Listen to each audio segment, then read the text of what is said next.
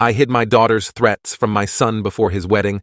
Now my wife won't speak to me, and my daughter vandalized the venue. Years of family drama explodes. I'm a 58-year-old father of 2 children, my son Jake, the 32, and daughter Eleanor, 28. They used to be close growing up, but had a major falling out about 6 years ago. My wife Sarah and I never found out exactly what happened, but it was bad enough that they completely stopped speaking to each other. Jake and Eleanor were always different, even as kids. Jake was outgoing and athletic, captain of the soccer team in high school. Eleanor was more introverted and artistic, spending hours in her room painting or writing poetry. Despite their differences, they got along well for most of their childhood. They'd defend each other against bullies and spend summer evenings catching fireflies together in our backyard. Things started to change when Jake left for college. Eleanor was 14 at the time and took it hard. She became more withdrawn and moody. We chalked it up to typical teenage angst, but looking back, I wonder if we should have done more to help her through that transition. In college, Jake thrived. He made the dean's list every semester and was president of the business club. Eleanor struggled more when she started college a few years later. She changed majors 3 times and had trouble making friends. We later found out she was dealing with undiagnosed anxiety and depression. Despite their diverging paths, Jake and Eleanor still seemed close when they were both home for holidays. They'd stay up late talking and laughing about inside jokes from their childhood. That's why it was such a shock when they suddenly stopped speaking to each other 6 years ago. It happened over Thanksgiving break. Jake and Eleanor had gone out to a bar with some of their old high school friends. They came home separately, hours apart. Jake looked upset, but wouldn't talk about it. Eleanor locked herself in her room and cried for hours. The next morning, they both left early without saying goodbye to anyone. For weeks after, Sarah and I tried to find out what happened. We called, texted, and even showed up at their apartments unannounced. But they both refused to talk about it. Eventually, we gave up and just accepted that they weren't on speaking terms anymore. At family events, they'd completely ignore each other. It was awkward, but we learned to live with it.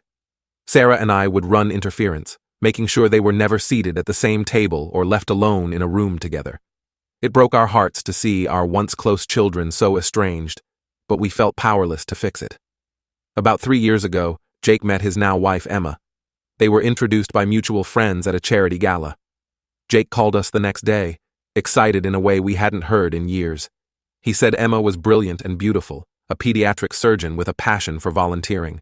They hit it off immediately and got engaged last year. Sarah and I really like Emma. She's smart, kind, and seems perfect for Jake.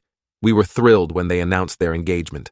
Emma made an effort to get to know us, coming over for Sunday dinners and remembering little details about our lives. She even helped Sarah plant a new flower garden in our backyard. Eleanor has been living abroad for work for the past few years. After college, she got a job with an international nonprofit, doing environmental conservation work in Southeast Asia. We told her about Jake's engagement, but she didn't seem to care much. She said she probably wouldn't be able to make it to the wedding due to work commitments. We were disappointed but not surprised by Eleanor's response. She'd become more and more distant over the years, only calling on holidays and major occasions. We'd tried to visit her a couple times, but she always had an excuse for why it wasn't a good time. Everything was going smoothly with the wedding planning until about a month ago. Jake and Emma had chosen a beautiful vineyard venue, and Sarah was helping with the flower arrangements. We were all excited and busy with preparations. Then, out of the blue, I got a hysterical phone call from Eleanor. It was the middle of the night for her, and at first, I thought something terrible had happened. She was furious and crying, accusing me of playing favorites with Jake. When she calmed down a bit, she dropped a bombshell. She and Emma had dated briefly in college. Apparently, Emma and Eleanor had an intense relationship during Emma's freshman year. Eleanor was a junior at the time. Emma had broken things off suddenly, leaving Eleanor heartbroken. Now, Eleanor was convinced that Emma was only marrying Jake to get back at her. I was shocked and didn't know what to think. This revelation put everything in a new light: Jake and Eleanor's falling out, Emma's occasional discomfort when we brought up Eleanor, Eleanor's reluctance to come home. It felt like the missing piece of a puzzle we'd been trying to solve for years. Eleanor demanded that I stop the wedding and disown Jake unless he broke up with Emma. She said if I didn't, she'd take matters into her own hands. Her tone was scary. I'd never heard her sound so unhinged before. I told her she was being ridiculous and hung up. Over the next couple weeks, Eleanor kept texting me threats about ruining the wedding. She said she'd expose Emma as a lying cheater and make sure Jake knew the truth about his fiancée. I didn't tell anyone about this, not even Sarah. I figured Eleanor was just upset and venting, and that she wouldn't actually do anything since she was in another country. I did try to reason with Eleanor via text. I reminded her of how close she and Jake used to be, and how happy Emma made him. I suggested that maybe there had been a misunderstanding, and offered to mediate a conversation between her and Emma.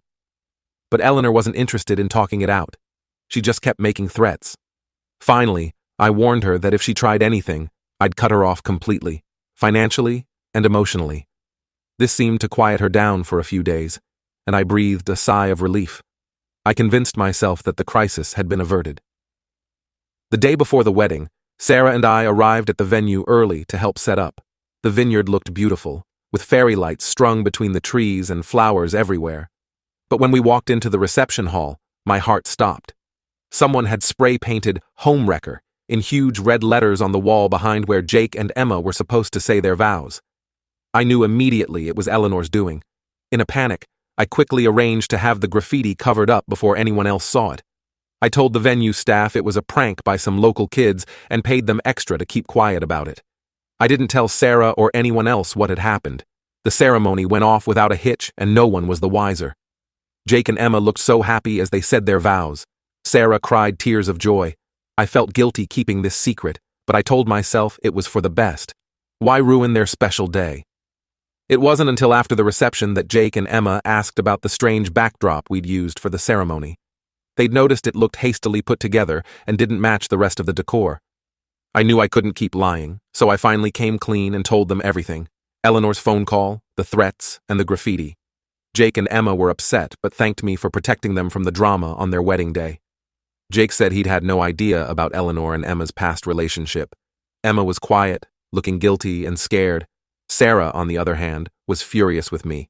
She said I should have told everyone as soon as Eleanor started making threats. She accused me of having a savior complex and always trying to fix things myself instead of being upfront. She brought up other instances from our past where I'd tried to handle problems on my own without involving her. We got into a big fight about it. Sarah thinks I put Jake and Emma in danger by not warning them. She said Eleanor could have done something much worse than graffiti and we would have been unprepared. I maintain that I was just trying to protect them and ensure their wedding wasn't ruined. It's been days and Sarah is still angry with me. She's sleeping in the guest room and barely speaking to me. Jake and Emma left for their honeymoon, and I'm worried about what they'll come home to. I feel like I've ruined everything by trying to keep the peace. I truly thought I was doing the right thing, but now I'm second-guessing myself. Did I handle this all wrong? Should I have been more upfront from the beginning? I'm lost and don't know how to fix this mess I've created. So Reddit, aita for not telling my son about his sister's threats before the wedding. Update. It's been about 2 weeks since my original post, and a lot has happened. First, I want to thank everyone for their feedback. Reading through the comments made me realize I needed to have an honest conversation with Sarah about everything. When I finally worked up the courage to talk to Sarah, she revealed that her anger wasn't just about this specific incident. Apparently, I have a long-standing pattern of trying to fix things on my own without communicating. She brought up several examples from over the years that I hadn't even realized were issues. One instance she mentioned was from when Jake was in high school. He was struggling with calculus, and his grades were slipping. Instead of discussing it with Sarah or Jake's teachers, I spent weeks secretly tutoring him after school. I thought I was helping, but Sarah felt left out of an important parenting decision. Another example was when Eleanor was having trouble making friends in middle school. I arranged playdates and sleepovers without telling Eleanor, thinking I was solving the problem, but it just made Eleanor feel even more socially awkward and pressured. The most significant example was when Jake and Eleanor first had their falling out 6 years ago. I tried to trick them into reconciling by inviting them both to dinner without telling them the other would be there. It backfired horribly. Eleanor left in tears, and Jake didn't speak to me for weeks. Sarah was furious with me then too, but I didn't see it as part of a larger problem. Hearing all this made me realize that Sarah was right. I do have a tendency to try to handle everything myself. I've always seen it as my job to protect my family and solve problems, but I now understand how my actions have often made things worse. I apologized to Sarah and promised to work on being more communicative going forward. After clearing the air with Sarah, we decided to reach out to Jake and Emma. They had just returned from their honeymoon, and we invited them over for dinner to discuss everything that happened. When they arrived, I started by apologizing for not telling them about Eleanor's threats sooner. Jake was understanding, but admitted he wished he'd known what was going on. Emma was quieter and seemed more shaken by the whole thing. We asked them to tell us the full story of what happened between Emma and Eleanor in college. Emma explained that she and Eleanor had met at a LGBTQ+ student group meeting during Emma's freshman year. Eleanor was a junior and took Emma under her wing, helping her navigate coming out and college life. Their friendship turned romantic after a few months. Emma said it was intense and all-consuming, her first real relationship. But as the school year went on, Emma started to feel overwhelmed. She was struggling with her classes and feeling unsure about her major. Eleanor wanted to spend all their time together, and Emma felt guilty for wanting space. Eventually, Emma ended things abruptly, telling Eleanor she needed to focus on school. She now realizes how hurtful that must have been for Eleanor, but at the time, she was just trying to stay afloat. Emma lost touch with Eleanor after that. She changed her major from pre-med to business, which is how she eventually met Jake years later at a networking event. She had no idea Eleanor was Jake's sister until they'd already been dating for months. Jake said he knew Emma had dated women before him, but she never mentioned names. He had no clue about the connection to Eleanor. When he finally figured it out, he advised Emma not to reach out to Eleanor, given how volatile their relationship had become. Learning all this made Sarah and I realize how little we really knew about our children's lives. We felt like failures as parents for being so out of touch. How had we missed so much? Jake and Emma told us they're planning to file for a restraining order against Eleanor. Apparently, she's been sending harassing emails and messages on social media, not just to them, but to their friends and co-workers as well. They're worried about what she might do next. Sarah and I are heartbroken that it's come to this, but we understand their decision. We told them we'll support whatever they need to do to feel safe. Part of me still wants to try to reason with Eleanor, to find a way to bring our family back together, but I'm learning to accept that I can't control or fix everything. As for Eleanor, we've decided we need to cut contact with her for now. Her behavior has become too erratic and destructive. We're looking into options for getting her professional help, but we can't force her to accept it. It's painful to feel so helpless when it comes to our own daughter. This whole situation has been eye-opening and painful. Sarah and I are in counseling to work on our communication issues. We're also trying to rebuild trust with Jake and Emma. It's a slow process, but I'm committed to doing better for my family. I know now that I should have handled things very differently from the start. I'm working on breaking my habit of trying to fix everything myself. It's not easy to change patterns that have been in place for decades, but I'm trying. I just hope it's not too late to repair the damage I've done. Update 2. It's been about a month since my last update. Things have calmed down somewhat, but we're still dealing with the fallout from everything that's happened. Jake and Emma did end up filing for a restraining order against Eleanor. The hearing was last week, and it was granted. Eleanor didn't show up to contest it, which honestly was probably for the best. The judge reviewed the evidence of her harassment, the threatening messages, the wedding vandalism, and some disturbing posts she'd made online about Emma, and quickly ruled in Jake and Emma's favor. We haven't heard directly from Eleanor since before the wedding. However, we found out through mutual acquaintances that she's been telling people a very warped version of events. She's claiming that Emma stole Jake from her, and that we've all conspired against her.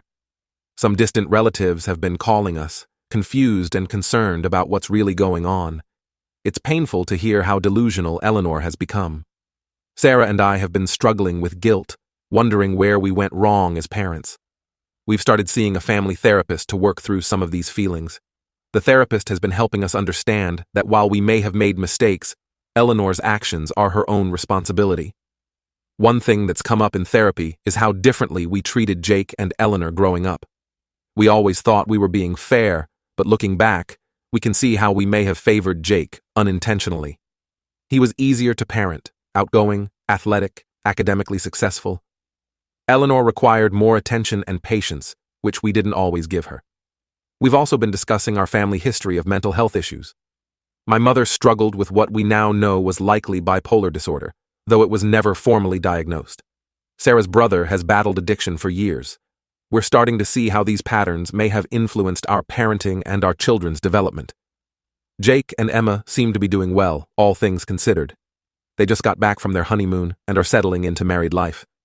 They've been very understanding about the whole situation with Eleanor, which we're grateful for. Emma especially has shown a lot of compassion, given how Eleanor has targeted her. Last weekend, Jake and Emma came over for dinner. It was the first time we'd all been together since the wedding drama unfolded. There was some initial awkwardness, but as the evening went on, we found ourselves laughing and talking like we used to. It gave me hope that maybe, in time, we can heal as a family. Sarah and I are still working on our communication issues. It's been challenging at times, but I think we're making progress. We've had some difficult but necessary conversations about our parenting over the years. Sarah has been patient with me as I try to break my habit of trying to handle everything on my own. I'm learning to listen more and act less impulsively. One positive outcome is that this situation has brought Jake and us closer. He's been more open with us lately than he has in years. Last week he called just to chat, something he hasn't done since college. We're trying to rebuild the trust and closeness we used to have. As for Eleanor, we're at a loss. We've tried reaching out through intermediaries to offer help, but she's rejected all contact. Her old roommate told us that Eleanor lost her job recently and has been acting erratically. We're worried about her, but we don't know how to help someone who doesn't want to be helped. We did send Eleanor a letter, telling her that we love her and that we're here if she ever wants to talk. We also urged her to seek professional help. We haven't heard back, but we hope that someday she'll be ready to reconnect. For now, we're focused on healing as a family and moving forward. It's not easy, and there are still tough days. But we're committed to learning from this experience and being better going forward.